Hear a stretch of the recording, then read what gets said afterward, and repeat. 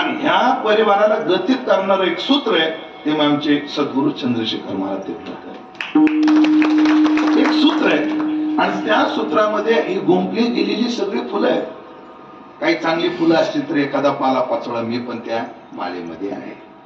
म्हणून महेश महाराज आणि आम्ही एक परिवारातले घटक असल्यामुळे या प्रसंगात सहानुभूती हा शब्द फार अलीकडे आम्हाला समान अनुभूती. कारण त्यांना पित्याचा वियोग घडला. खर तर काय असतं, नियती सुद्धा कसा खेळ खेळते पहा. वयाच्या मानाने आमच्या महेश महाराजांना पोक्तता लवकर आहे, व्यवहार चातुर्य लवकर आहे. पहा तुम्ही महाराजांचं, महेश महाराजांचं नियोजन, व्यवहार चातुर्य फार शिकण्यासारखं आहे, वाखाणण्यासारखं, वादच नाही. वयाच्या मानाने ते लवकर आहे. जीवनामध्ये कोणत्याही कार्याचं गांभीर्य यायला काळ जावा लागतो, पण त्यांना नियतीनं लवकरच ते गांभीर्य दिलं. म्हणजे आपली जी परंपरा आहे ती परंपरा कशी सांभाळायची, ती कशी विस्तारित करायची, ती कशी सुधारित करायची, कसा उत्कर्ष करायचा, या सगळ्या गोष्टीचं त्यांना लवकर अवगत झाली ती पोक्तता.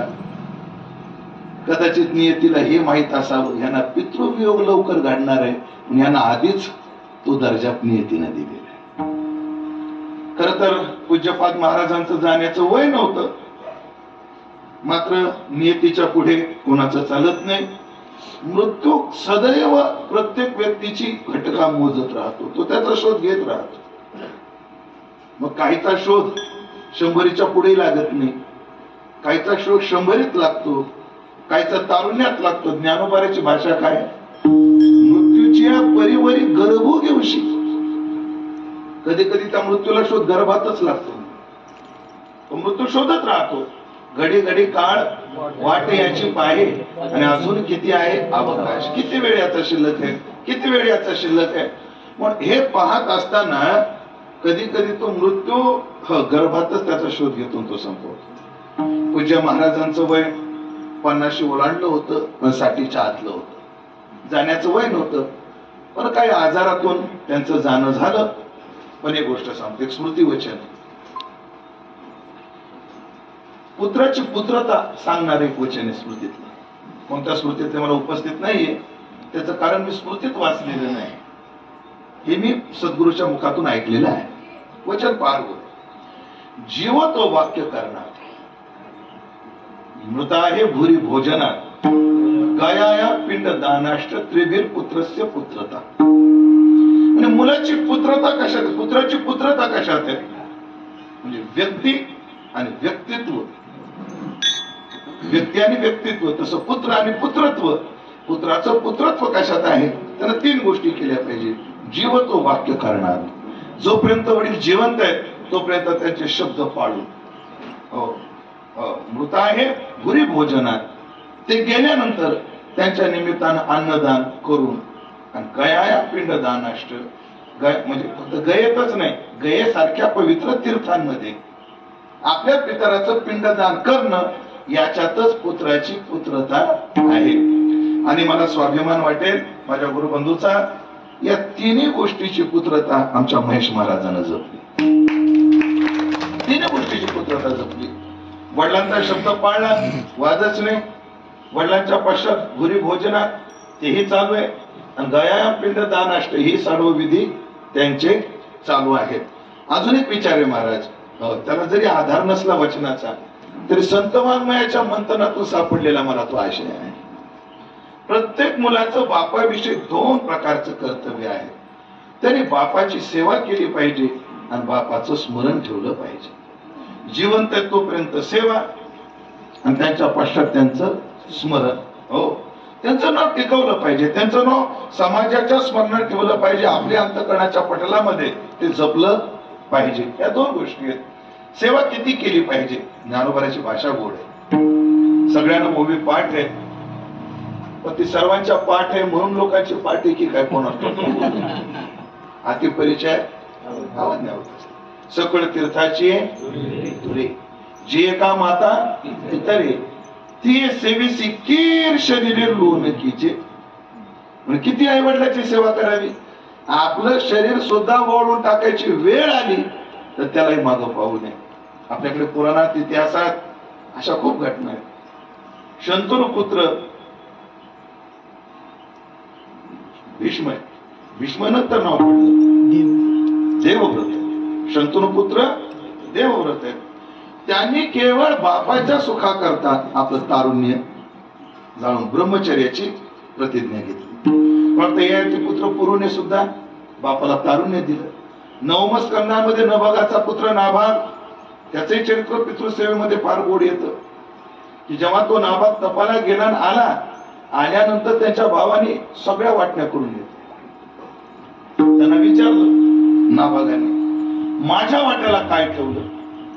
बाकीचे म्हटले, आता तू आळंदीला गेला, आम्हाला वाटलं तुला वाटा कशाला ठेवायचा. बरे मला काहीच ठेवलं नाही असं नाही, हा म्हातारा बाप तुझ्या वाट्याला. नाभाग म्हटला, बाप नाही तुम्ही विश्व माझ्या वाट्याला ठेवलं.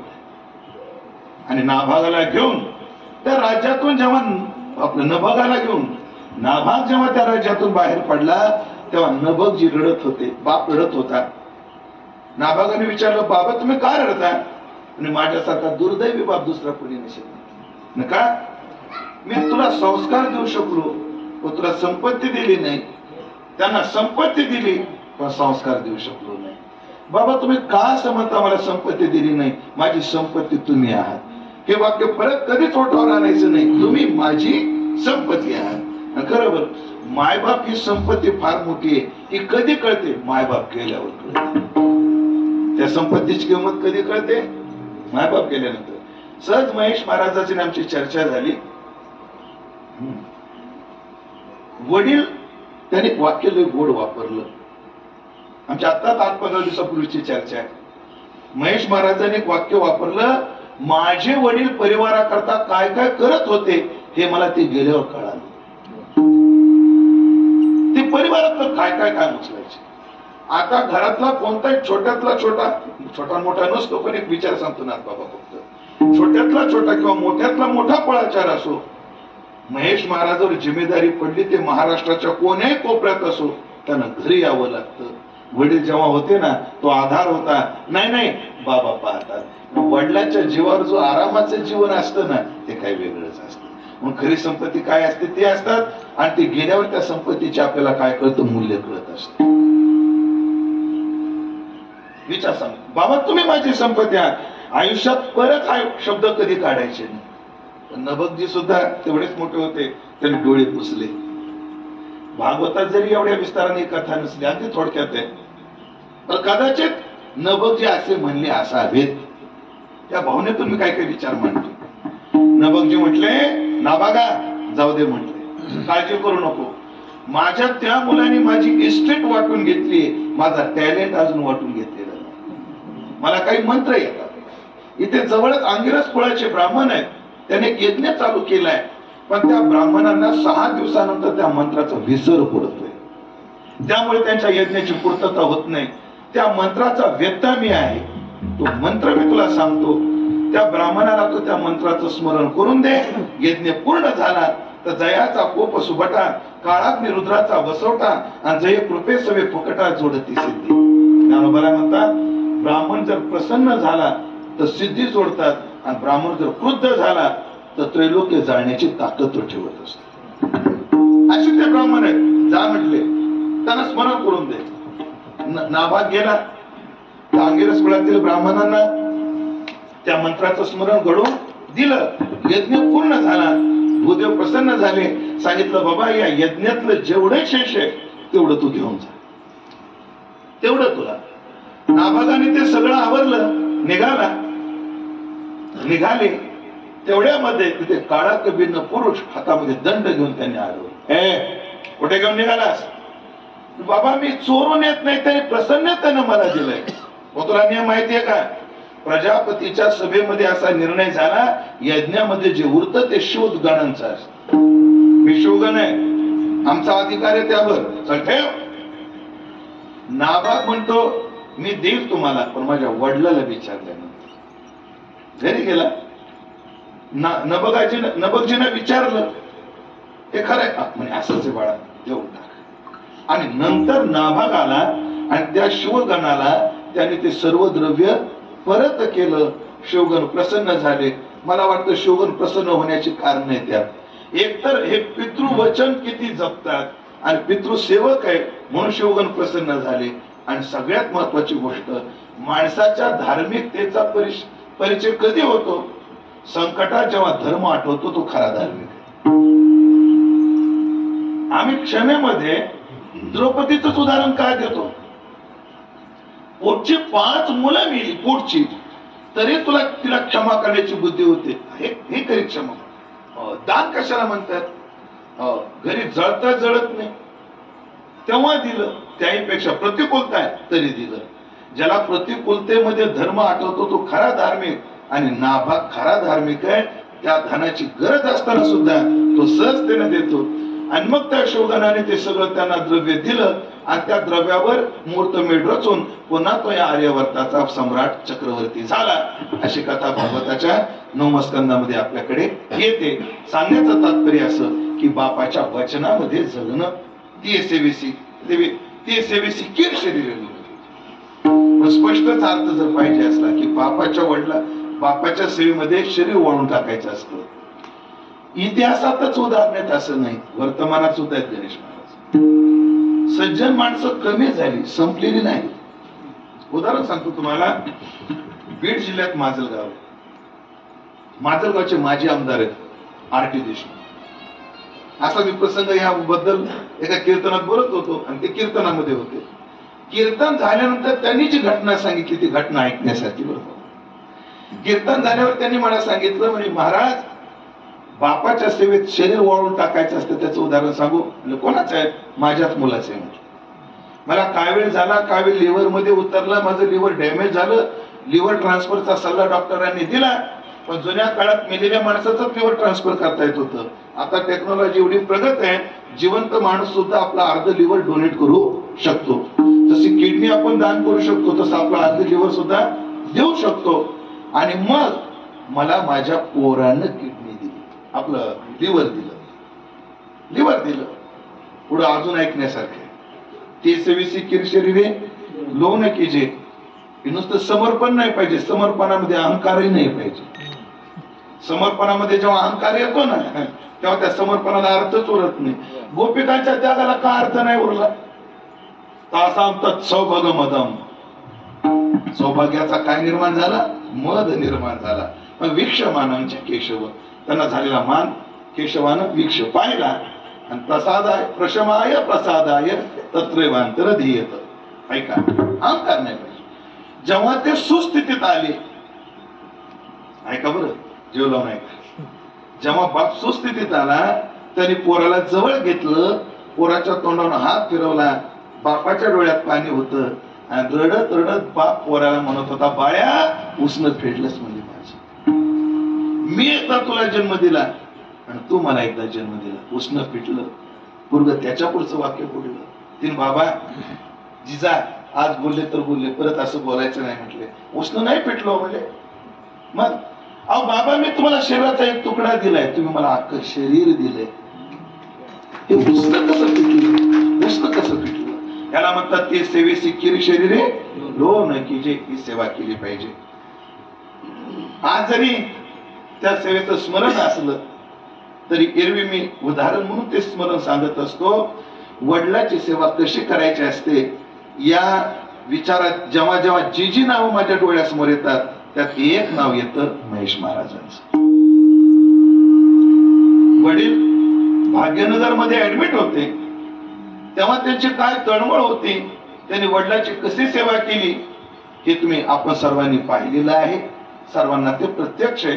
म्हणून वडिलांची सेवा करायची असते तेही कर्तव्य त्यांनी पार पाडलं. आणि त्यानंतर भुरी भोजनात म्हणजे नंतर स्मरण ठेवलं पाहिजे. मग त्यामध्ये 9 दिवसाचं नवश्राद्ध असेल, 9 मिश्र श्राद्ध असेल, पुराण श्राद्ध असेल, जे काही आपल्याकडे श्राद्धाचे विचार भिन्न भिन्न पद्धतीने सांगितले जातात. त्यामध्ये गरुड पुराणांतर्गत जे 3 श्राद्धाचे प्रकार आहेत त्या सर्व श्राद्धाला न्याय देत देत आज वर्ष श्राद्धापर्यंत तो विजय येऊन ठेपलेला आहे. आज उद्या त्यांचं वर्ष श्राद्ध आहे. तन्निमित्ताने कर्माची पूर्तता, तर कर्मधर्म नव्हती सांग होणे अंगे होत. कर्मामध्ये काही दोष राहू शकतात, कर्मामध्ये द्रव्यात काही दोष राहू शकतात, काही मंत्रात दोष राहू शकतात, काही यजमानाकडूनही दोष होऊ शकतात. किम कर्मेति कवयोप्यत्र मोहिताः. हो, फार कर्म सूक्ष्म असतं. मग कर्माच्या पूर्तती करता आमच्याकडे साधू संतांनी एक सल्ला दिलाय, सांगितलंय, तेने सकळ सिद्धी पूर्ण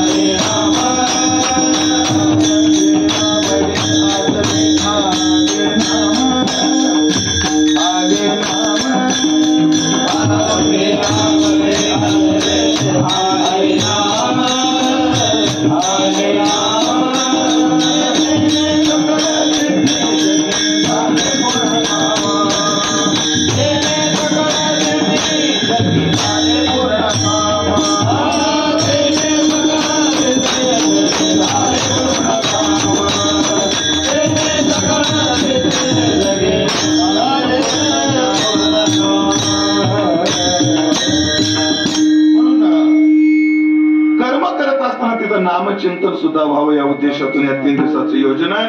त्यामध्ये आजचा विचार आपल्याला करायचा. मी जवळजवळ प्रास्ताविकामध्ये 15-20 मिनिटं घालवले, पुत्राची पुत्रता सांगितली. पण आता अभंगाच्या आधाराने मला माणसाची माणूस पण सांगायचे. जसं मी पुत्र आहे तसा मी एक माणूस पण आहे. हो, जसा मी एक पती आहे, म्हणजे मी नाहीये, पण आपल्याकडे कर्तव्याचा विचार 4 गोष्टी डोळ्यासमोर ठेवून केला जातो. त्या पंचदशीचा एक विचार आहे, वर्ण आश्रम वय अवस्था अभिमान यस्य विद्यते तस्य सर्व निषेधाष्ट विदया सकला अपि. विधी निषेध कोणाला आहे? वर्ण आश्रम वय आणि अवस्था याचा अहंकार ज्याला ज्याला आहे.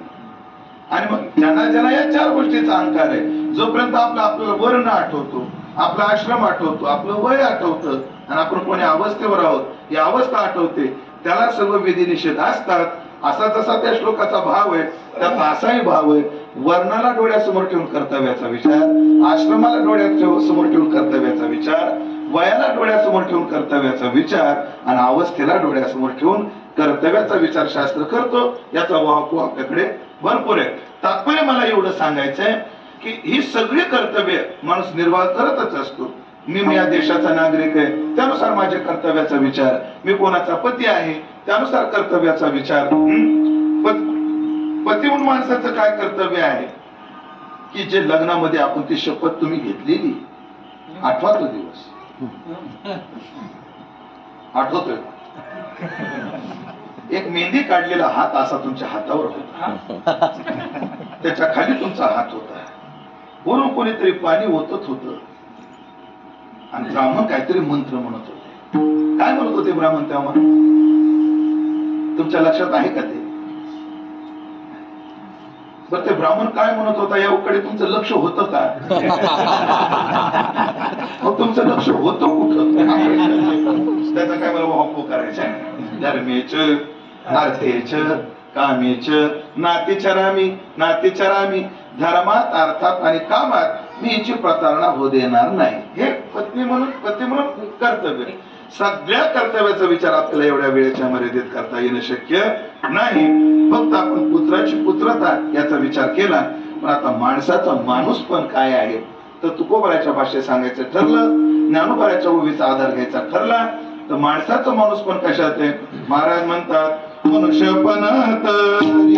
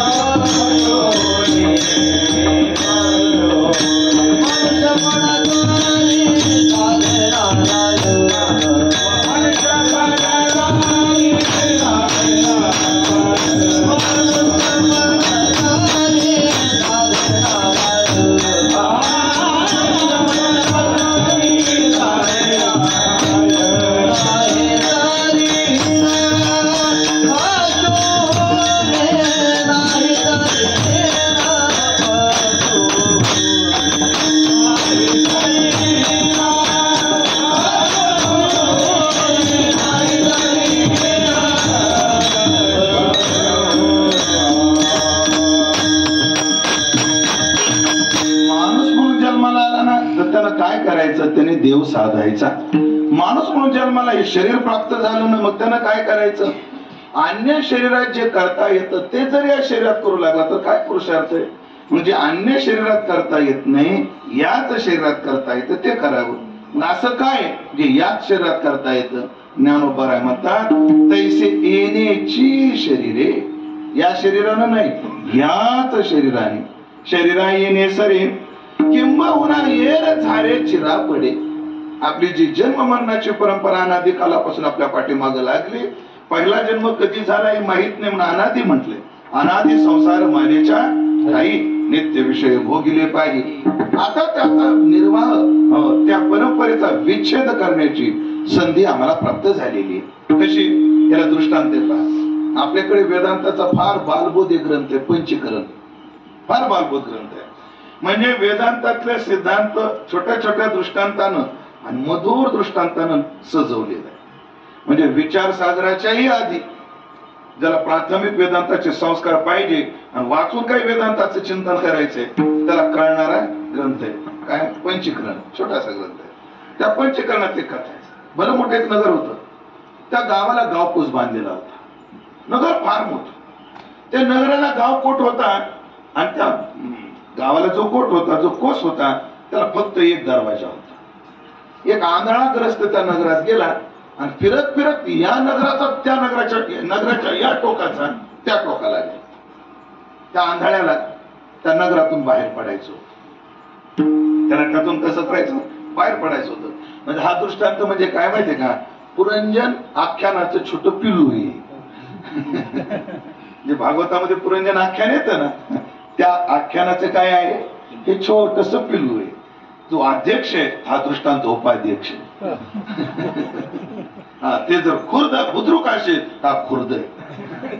वाढवणा बुद्रुक हा तिकडं, वाढवण हे बुद्रुक ना, आणि ते खुर्द छोट मोठ.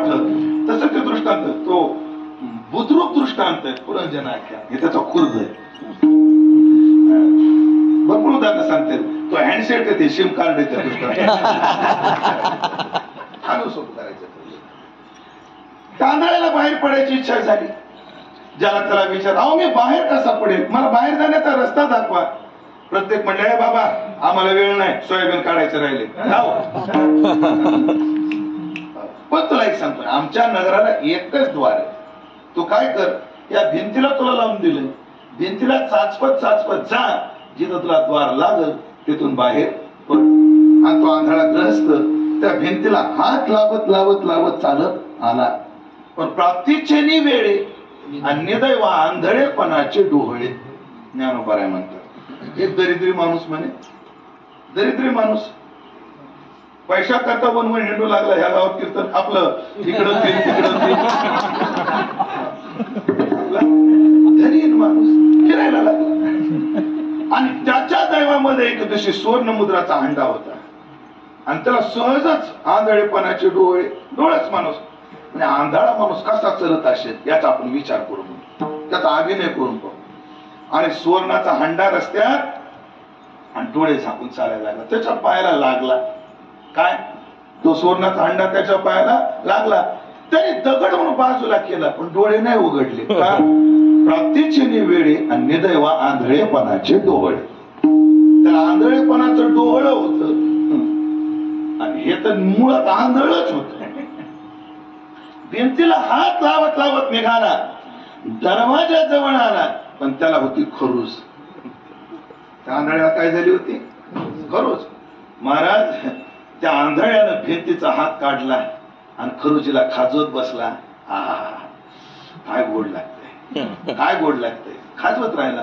तर खाजवत राहिला तर उभा तरी राहावं का नाही, त्यांनी चालत बी राहिला, चालतही राहिला, खाजवतही राहिला. परिणाम असा झाला, खजूर खाजवेपर्यंत दरवाजा निघून गेला. पुन्हा भिंतीला हात लावला, पुन्हा चक्कर पडली. बावळ टेका नाही ते आंधळ. दरवाजा आले की खरूज खाजवत बसते, बावळ टेका नाही. मला तेच म्हणायचं होतं, बावळ टेका. तसं नरदेह हे महाद्वार आहे. बोध बुद्धी ज्ञान दिवटा उजळा महाद्वारी. बुदली, बोध नावाची बुदली घ्या आणि जो बोध ज्ञान रूपाने नटवा, म्हणजे अनुभूतीला येऊ द्या.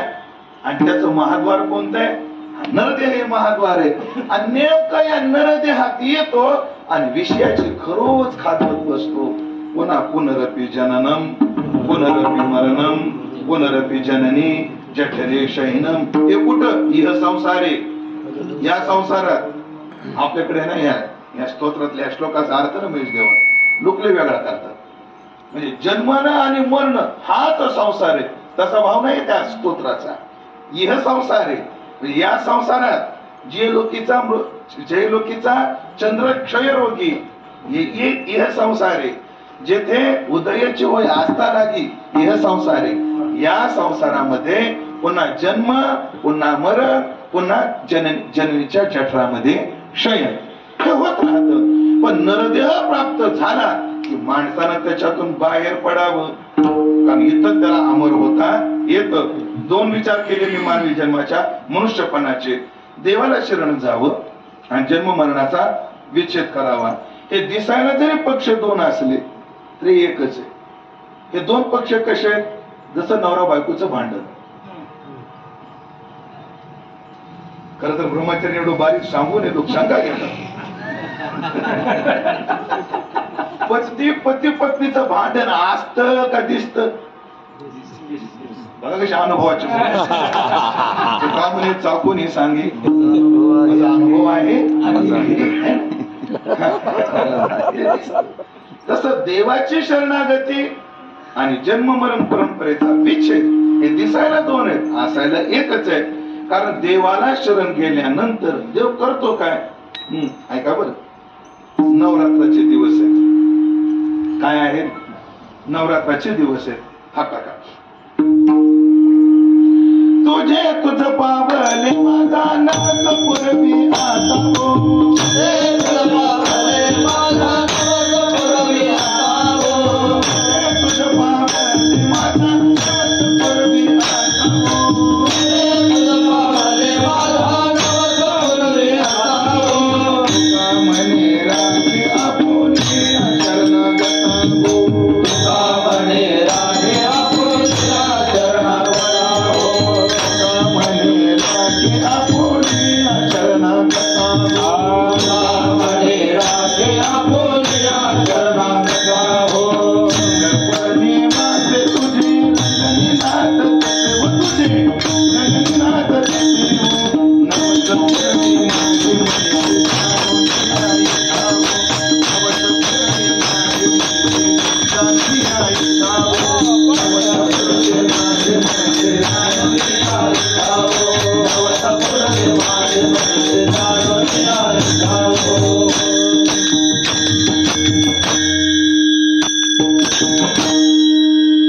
तुझे तुझ पावले माझा नवस पूर्वी आता हो. तो काय म्हणे राखे आपुलिया शरणागता हो.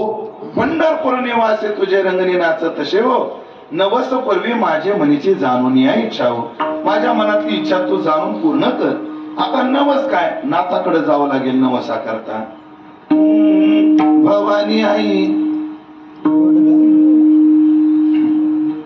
म्हणू एखादी भवानी घुमायची नाही ना. माझा आवाज बसलेला आहे, सांभाळून घ्या. गुरुजी तेवढे सुंदर सुंदर गायक आहेत, ह्यांच्या पुढे गाणं म्हणजे थोडं चुकीच आहे. कारण त्यांचा आवाज कुठं, माझा आवाज कुठं. या सगळ्यांचे आवाज म्हणजे समृद्धी महामार्ग, ज्याला कुठं स्पीड ब्रेकर नाही. आमचा आवाज म्हणजे प्रधानमंत्री ग्राम सडक योजना, त्याला किती खड्डे किती खळगे याचं मोजमाप नाही. फक्त प्रयत्न करतो. भवानी आई रुडगाबाई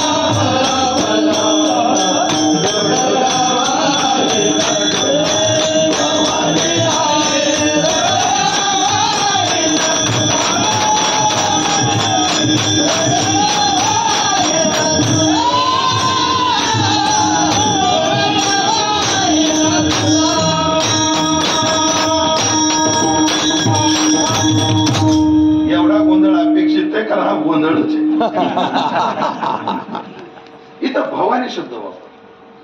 कधी कधी काय असतं माहितीये का, संस्कृतातून कसा उद्भव झाला, त्याचा उत्पत्ती अर्थ काय, कधी कधी भावनिक अर्थ बिले गोड असतात. तसा भवानीचा एक भावनिक अर्थ आहे. भवानी भूभवती होणे, झालेली किंवा भू असती म्हणजे भूभवती म्हणजे होणे हा एक जसा अर्थ आहे, तसं भू हा धातू अस्तित्व या अर्थाने असलेली स्त्रीलिंगी रूप असल्यामुळे भवानी असं आहे. पण याचा एक भावनिक अर्थ आहे महाराज, व्याकरणात बसत नाही पण भावनेनं पाहिल्यावर बसतो. भवानी म्हणजे भव म्हणजे संसार, आणि जी भवातून बाहेर आणि ती भवानी, जी साधकाला संसारातून बाहेर आणते ती भवानी. म्हणून याची शरणागती आणि मृत्यूचा विच्छेद करणं, ह्या गोष्टी दिसायला दोन आहेत, असायला एक आहे. पण जीवानं काय करावं तर अजून सोपं करतो. चला अजून सोपं करतो. जीवानं काय करावं, जन्म मरण परंपरेचा विच्छेद करावा. पण जन्म मरण परंपरेचा विच्छेद करायला काय करावं, याला शरण जावं. संपलं.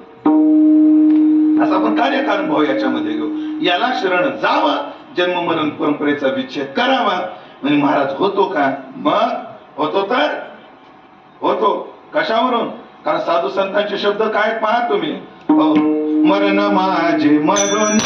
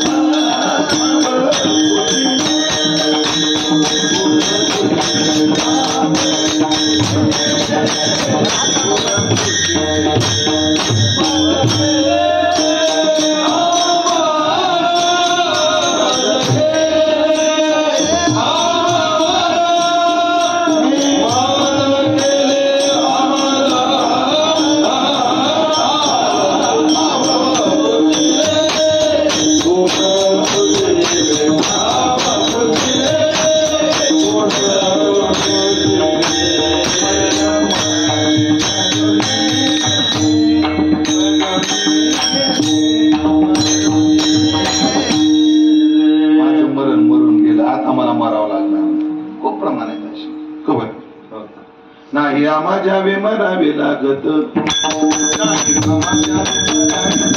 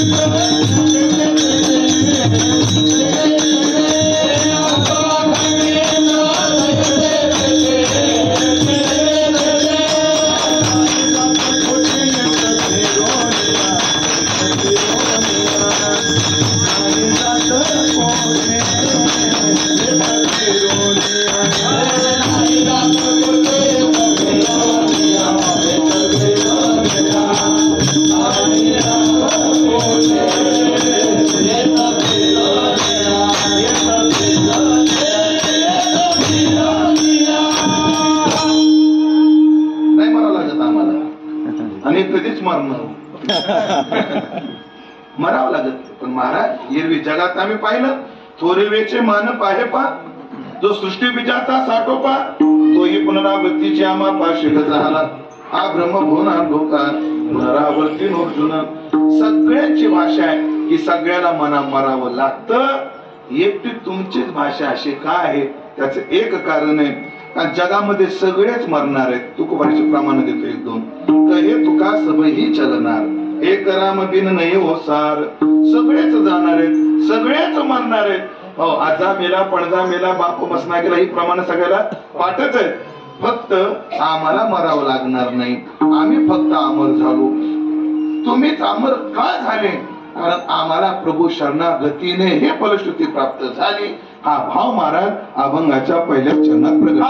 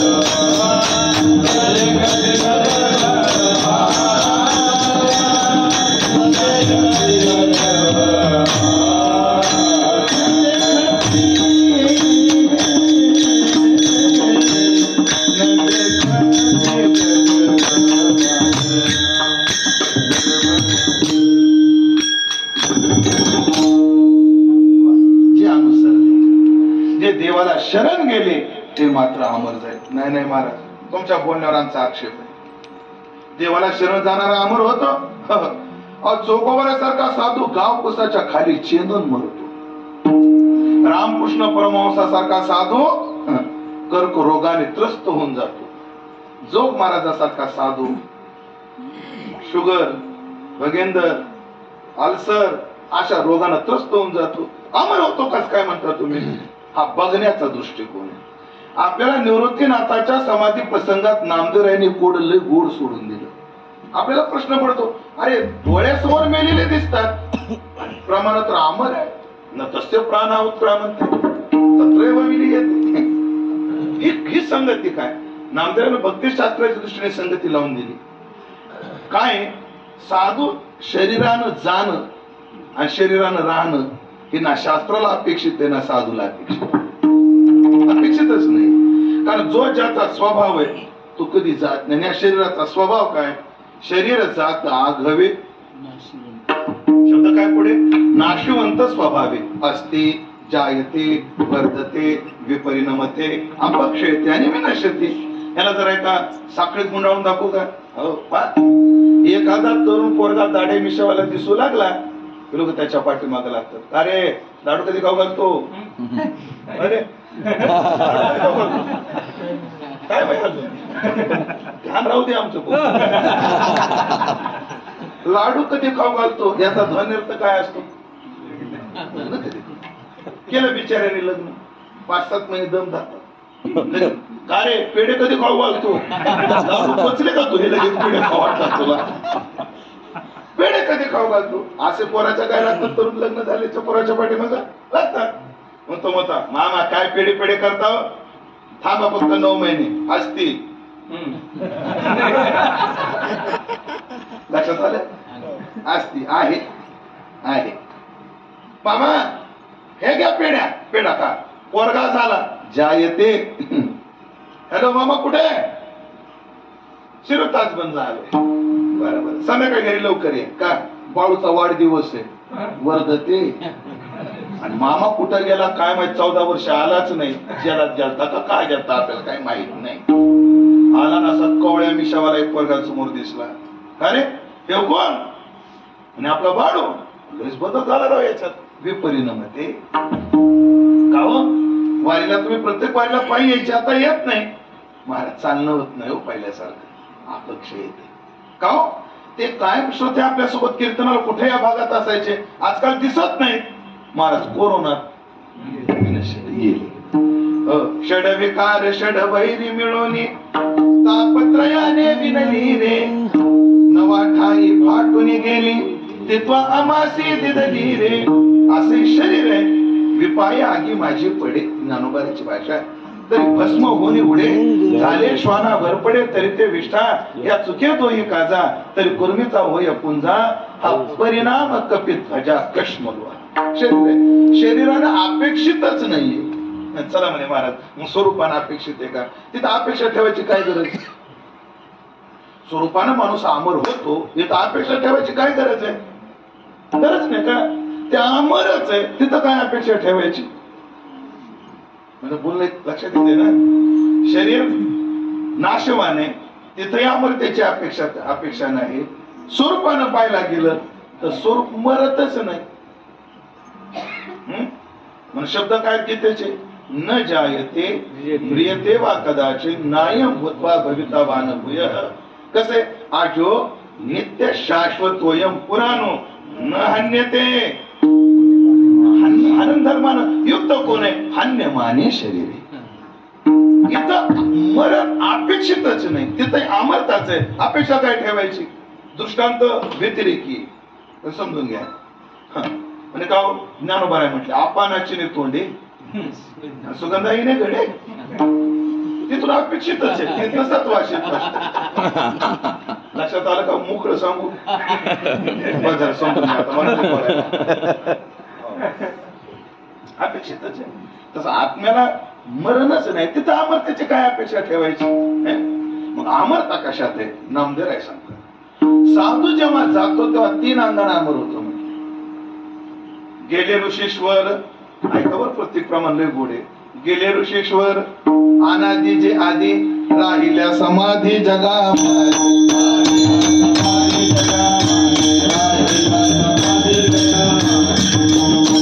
गेले ऋषीश्वर अनादि जे आधी, विस्तारानंतर करतो, आधी प्रमाणे सांगतो. राहिल्या समाधी जगा माझी. आता दुसरं प्रमाणे नामा म्हणे देवा, गेले मुनिजन, राहिले ते ज्ञान जगा.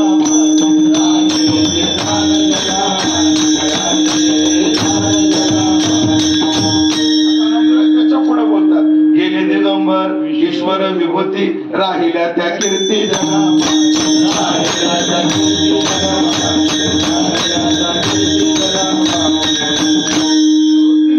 समाधी प्रकरणामध्ये नाथ महाराज हे अभंग, पहिल्या अभंगाचे शेवटचे 2 चरण, आणि गेले दिगंबर तरी सगळ्यांना पाठच आहे. एवढा जरी मेला तर त्याची अशीच यायला. आणि ते हाय बाबा, आता कोणकोणते तुम्हाला म्हणता नाही येणार. मी काय आवाजाचा जादूगर नाही, त्यांच्या आवाजात आहे ते गेले दिगंबर ईश्वर विभूती. तात्पर्य आहे का म्हणजे? ते साधू समाधीने शिल्लक राहतो, साधू ज्ञानाने शिल्लक अमर राहतो, आणि साधू कीर्तीने अमर राहतो. समाधीनं पहा महाराज. समाधीचा काळ कोणता आहे महाराजांचा? अंदाजे म्हणजे मूळ पुरुष त्याच्या आधी जुनी समाधी. आता मला सांगा, त्र्यंबकला आपण जेव्हा जातो तेव्हा त्र्यंबकला एक निवृत्तीनाथाची समाधी, एक अन्य पण समाधी आहेत. भरपूर आहेत तिथे समाध्या, खूप आहेत. पण पूजा सगळ्या समाधीची नाही, त्या समाधीची. कारण साधू समाधीने अमर राहतो. अशा काही समाध्या आहेत पाहुणीच्या भरात लोक बांधतात आणि पुढे त्याच्या पूजा सुद्धा होत नाही. तुम्ही काय म्हणा महाराज. मी कोणी जर म्हटलं महाराज आम्हाला मंदिर बांधायचंय आणि आम्हाला आमच्या वडिलांची समाधी बांधायची, मी ते परावृत्त होतील हा उपाय करतो. जी जुने मंदिर आहेत त्याचा जीर्णोद्धार करायचा, तरी आम्ही त्याला प्रवृत्त करतो. पण किती आहे की नाही? होत नाही महाराज. अशा काही समाध्या आहेत सत्पुरुषांच्या आहेत, काही आपलं काही काही लोक मोठ्या मोठ्या लोकांच्या आहेत. आम्ही पाहतो त्यांना वर्ष अभिषेक नाही, कुत्र्याच्या मनात आलं तरच. समजून घ्या. पण ह्या समाधीची अजून पूजा बंद का नाही? कारण साधू समाधीने अमर आहे अजून सुद्धा. हो, ज्ञान देवे घेतले दान, ज्ञान देवे घेतले दान, हृदय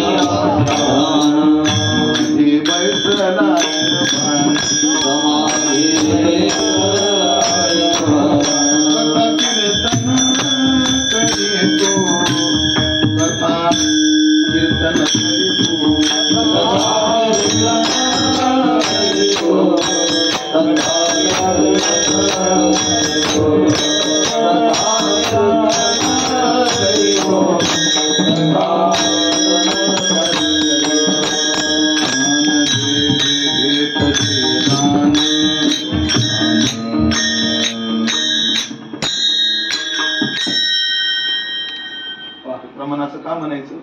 आणि भजन समाधीतलं घोष नादाकार प्रणवाचा ओंकाराचा घोष आहे तिथे. तो घोष कसा आहे? गंभीर आहे. ह्याला चाल लावली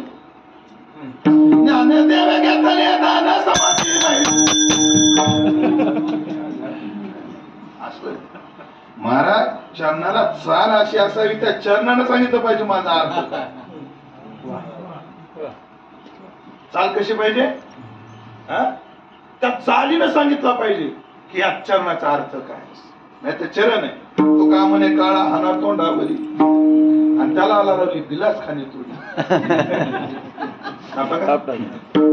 तो का म्हणे काळा हाना तोंडावरी हाना तोंडावरी हल्ली पाहिजे तोंड म्हणणाऱ्याच्या आधी. काळाच्या नंतर बघू याची बघू द्या. चाल अशी पाहिजे बघ चापकासारखी. तो का म्हणे काळा हाना तोंड चपका बसला पाहिजे त्याच्यात. समाधी अजून जिवंत आहे. समाधी संजीवन आहे. हो तात्पर्य समाधीनं साधू. साधू ज्ञानाने ज्ञानेश्वरी कधी शिळी होईल? कधी शिळी होईल? महाराज ज्ञानेश्वरीच्या बद्दल ज्ञानेश्वर महाराजच काय म्हणतात?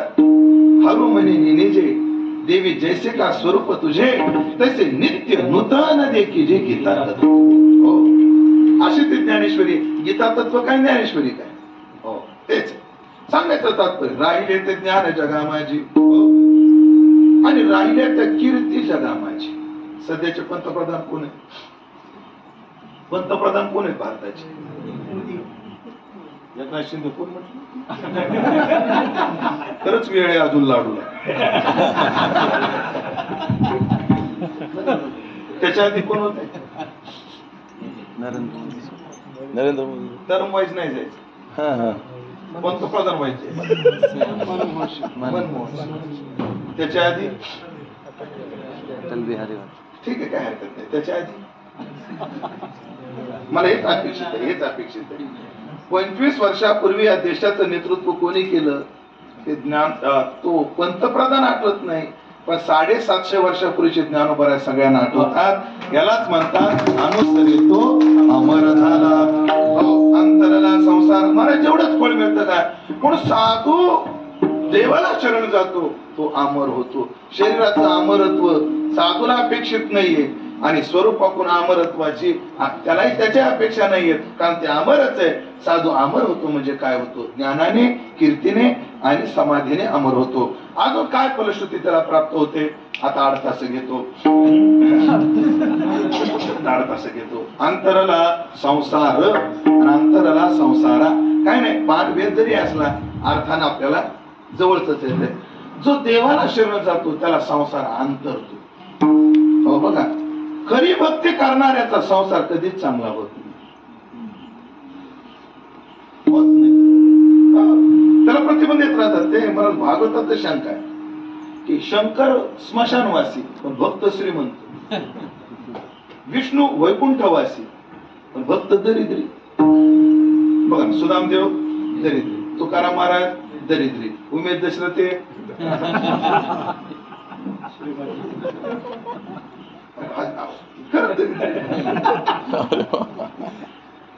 को वा दरिद्रू यस्य विशाल कृष्ण तसा दरिद्रू मी दिसतो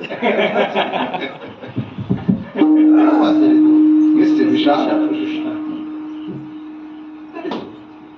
सुदामा ब्राह्मण दुःखी दरिद्री पिढीला भक्ताला परिस्थिती तर पछाडते अजून सांगतात एवढं चरण म्हणतो हा गणाने गोत्रज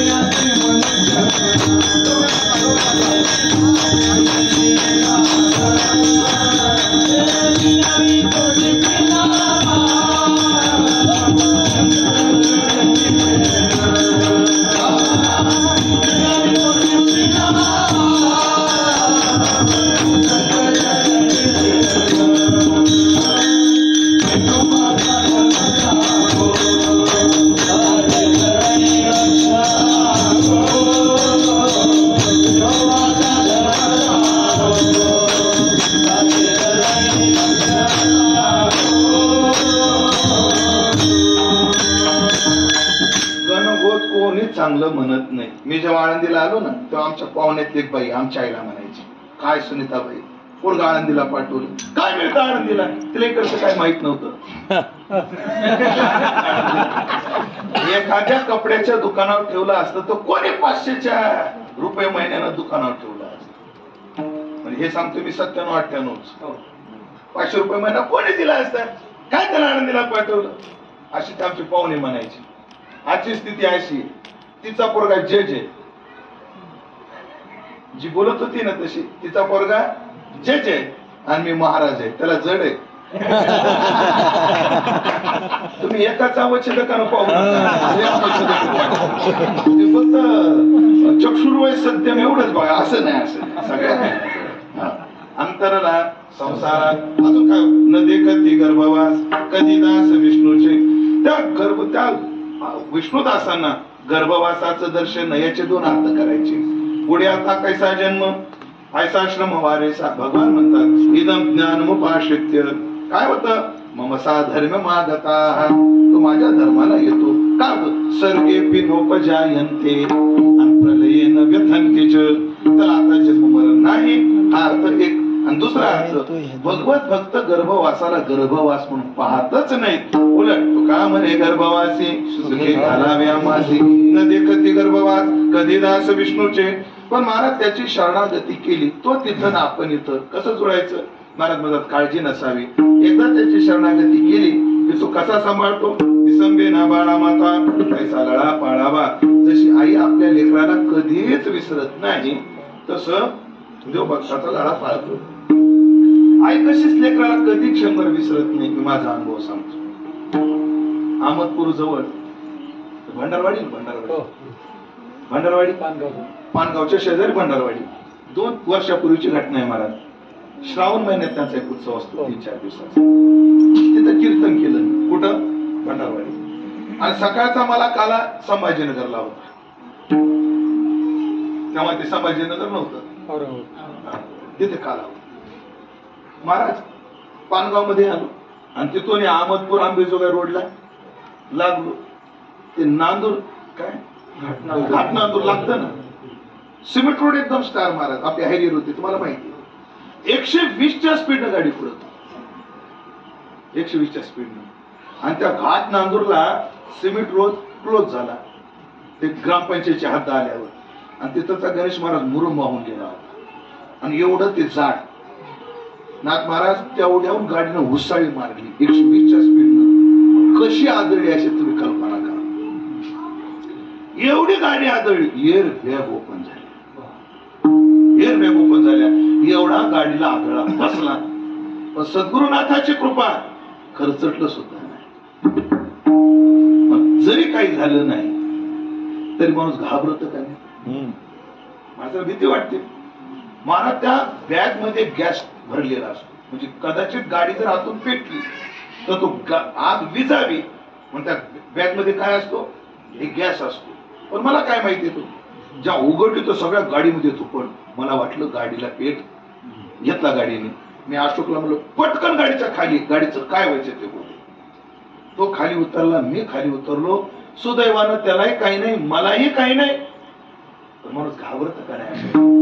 घडलेली घटना बरं महेश देवा, घडलेली घटना रात्रीची 12 ते 1च्या दरम्यानची घटना आहे.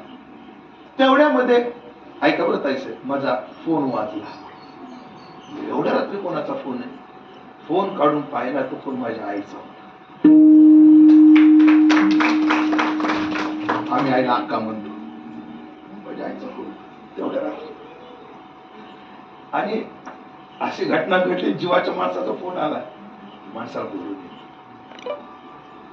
मी तसंच रडणं आवडलं. मी जर मी आता जर रडलो की स्वतः झोपणार नाही आणि घरात कोणाला झोपू देणार नाही. मी तसाच आवडलं. काय झालं का एवढ्या रात्री फोन काय केलास? गणेश महाराज खोटं बोलत नाही, म्हणून शब्द आला, तू कसा आहेस? मी जेव्हा जेव्हा प्रसंग सांगतो तेव्हा खाटाव म्हणत विचारलं, तू कसा आहेस? मला काय झालंय? नाही रे, अर्धा तास झाला माझं मन नुसतं बेचैन होत आहे आणि मला तुझी आठवण येते. याला म्हणतात विसंबेना बाळा माता, तैसा लळा बाळावा, जिचे पिढे बाळ प्राणतीयेचा विकर. मुंबईतली घटना सांगतो. दादरला कीर्तन करत होतो आणि एक बाई मतिमंद पोरग घेऊन कीर्तनात आली. मतिमंद पोरग कीर्तनात त्या पोराने विक्षेप केला, पण मी सहन केलं. कीर्तन झाल्यावरती बाई त्या मतिमंद पोराला घेऊन माझ्या जवळ आली, त्याची मान पकडली, माझ्या पायावर तिचं डोकं ठेवलं आणि मला म्हणली, महाराज आशीर्वाद द्यायला. माझ्या तोंडातून सहज निघून गेलं, त्याला काय आशीर्वाद देऊ? महाराजाला एकच आशीर्वाद द्या म्हटलं. काय? हे माझ्यासमोर मेलं पाहिजे एवढा आशीर्वाद द्या. माझ्या मागे याचं करणार कोणी? अशी आई असते जी लेकराला क्षणभर सुद्धा विसरत नाही आणि तेवढाच लळा हा पाळतो. म्हणून त्याची शरणागती करावी. विसंबेना बाळा माता, तैसा लळा पाळावा. पण महाराज, मृत्यूवर विजय प्राप्त होणं आणि ह्याची शरणागती, याचा संबंध काय? याचा संबंध महाराज अभंगाच्या शेवटच्या चरणात. त्रिभुवनी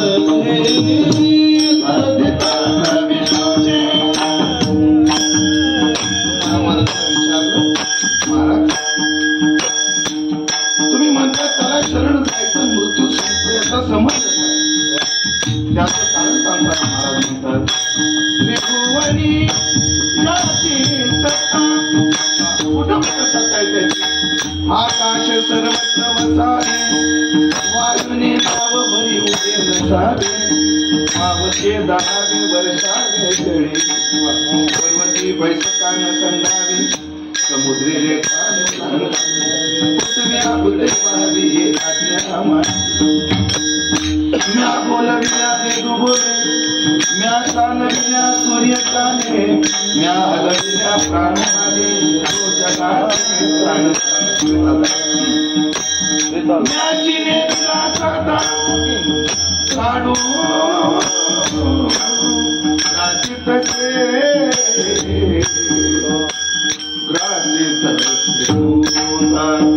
माझी ताकद आहे माझ्याच नियमाने हा पाठ जो काय आहे सगळ्याचा ग्रास करतो आणि मी ज्याला ग्रास कर म्हणलं त्याचा ग्रास करतो आणि जो मला शरण येतो न मी भक्त प्रवेशती असं असल्यामुळे न ते पती गर्भवास गर्दीदास गर्दीदास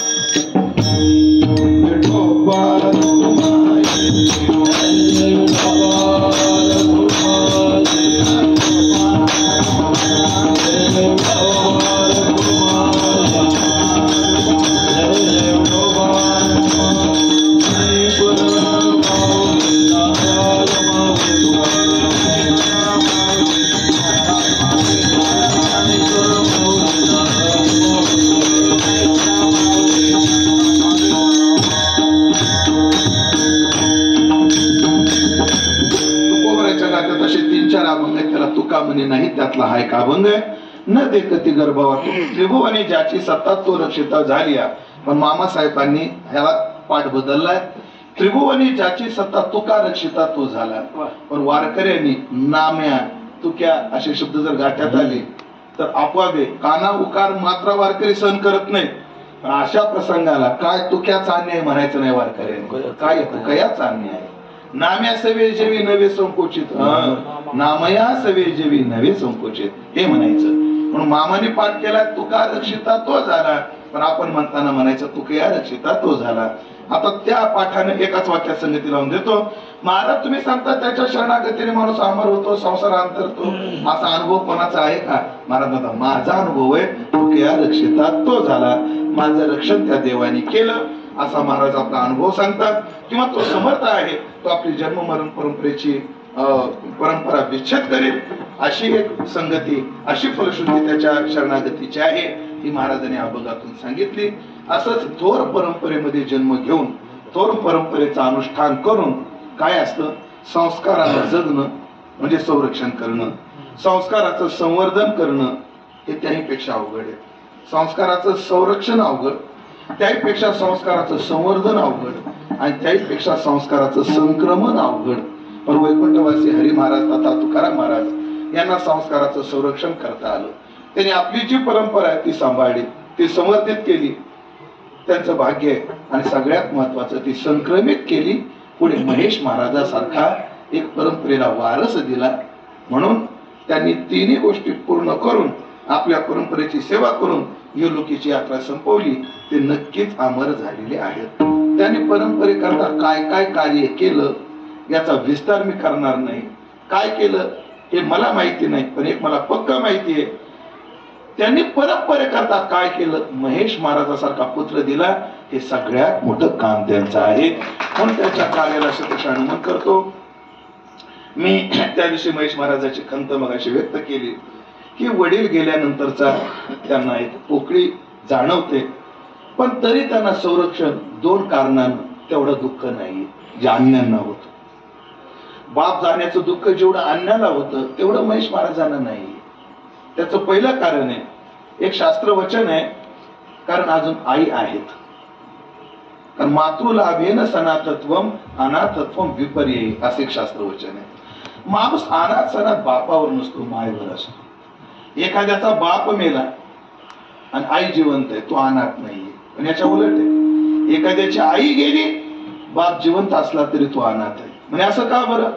एक विचार त्या पाठीमागा असा आहे की बाप मेल्यानंतर आईला बाप होता येत, पण माय मेल्यानंतर बापाला आई होता येत नाही. म्हणून त्यांना मातृछत्र आहे, दोन चुलते आहेत, ते त्यांना पितृ समान आहेत. दोन चुलते आहेत, अजून आईचा पदर त्यांच्या डोक्यावर आहे, पाठीवर आहे. म्हणून त्यांना आपलं पितृशोकाचं दुःख तेवढं नाही. आणि अजून एक कारण आहे गणेश महाराज, जरी जन्म देणारा बाप जरी गेला तरी सद्गुरु शेखर महाराजांसारखा बाप आपला अजून आहे. महाराज एक गोष्ट सांगतो, माझ्या जीवनामध्ये मला सद्गुरु महाराज जोग महाराजाची परंपरा लाभली. मला बंडा तात्याचा सहवास लाभला, मला बोधे बाबाचा सहवास लागला, आणि माझे एक भाग्य आहे, मला श्री गुरु शेखर महाराजाचं प्रेम मिळालं. मला एवढा आनंद झाला. आळंदीच्या उत्सवाचं जेव्हा मी महाराजांना विनंती केली आणि महाराजांनी अवधार्याने मला 3 दिवस दिले, तर त्या पंचांगावर त्यांनी लिहिताना आळंदीचे व्याख्यान मला चिरंजीव उमेश असं नाव लिहिलं. आकाश 2 फूट राहिलं महाराज. अशा महात्म्याने आपल्याला एवढं स्थान द्यावं याच्यापेक्षा मोठं काय? वेळ खूप झालाय महाराज, पण मला एक आठवण सांगायला परवानगी द्या. एकच आहे, काशीचा उत्सव चालू होता. काशीचा तात्याचं माझं भांडण झालं होतं. 8 महिने मी बोलत नव्हतो तात्याशी. किती महिने? 8 महिने बोलत नव्हतो, परत सेवा सगळी करत होतो. काशीचा उत्सव आला आमचा, आणि तात्याला एक खोडवा सावरगाव आहे, तिथे एक बळे परिवार, त्याने तात्याला पालकुल पेटा दिला महाराज, रेशमी भारी पेटा दिला महाराज. तात्याने तो पेटा वळकटीत काशीला आला. 8 महिने आमचं संभाषण नाही बरं, तसाच पेटा तो काशीला आणला. आणि ज्या दिवशी माझं कीर्तन होतं त्या दिवशी चौकदाराला बोलवलं आणि सांगितलं इकडे रे, एवढा पेटा उमेशला दिला. त्याला म्हणून आज हा फेटा बांधून कीर्तन कर. ह्याच्यापेक्षा बापाचं प्रेम काय पाहिजे? आणि मला वाटतं महेश महाराजाला पावला पावलाला सद्गुरूची आठवण होत असेल. जेव्हा वडील आजारी होते तेव्हा सुद्धा महेश महाराजाला कोणी जपलं असेल तर सद्गुरू महाराजांनी जपलं. वडील गेल्यावरही कोणी जपलं असेल तर महाराजांनी जपलं. माझा अनुभव सांगतो. माझ्या गाडीचा अजून एक अपघात झाला महाराज. अपघात फार मोठा झाला. पुढचा व्यक्ती दगावला. एवढ्या मोठ्या संकटात होतो. मला जेवण सुद्धा जाईना, झोप सुद्धा येईना. 8 दिवस राहावे ना मला. श्री गुरु शेखर महाराजाजवळ आलो, रडायला लागलो. महाराज, माझी इच्छा नसताना आणि माझा काही गुन्हा नसताना असं घडलंय, मी काय करू? महाराजांनी माझ्या पाठीवर हात फिरवला. उमेश बुवा, काय होत नसतं, एवढ्या मंत्राचा जप करा. आणि तुम्हाला सांगतो महाराजांनी माझे हास्य चेहऱ्याने माझ्याकडे पाहिलं, त्या क्षणाला माझा शोक नाहीसा झाला. आणि ऐकलं का, छोटा मोठा कीर्तनकार म्हणून महाराष्ट्रात प्रसिद्धी आहे. म्हणून IG असतील, DYSP असतील, PA असतील, काय असतील ते पोलीसवाले, ते माझ्या ओळखीचे आहेत. यांनी मला व्यवहारातून काढलं, पण मला मानसिकतेत धीर कोणी दिला असेल तर माझ्या सद्गुरु बाप सद्गुरु शेखर महाराजांनी मला त्या दुःखातून काढलं. पण आपण कधी आपल्याला अनाथ समजायचं नाही. आपला बाप गेला याचं दुःख कधीच मानायचं नाही. पूज्य महाराजासारखा वडील हिमालयासारखा आपल्या पाठीमागे आहे. म्हणून काल मी पंढरपुरात गेलो तर तुमच्या उत्सवाची काळजी तिथे आहे महाराज. तुमच्या बापाच्या उत्सवाची काळजी त्या बापाला आहे.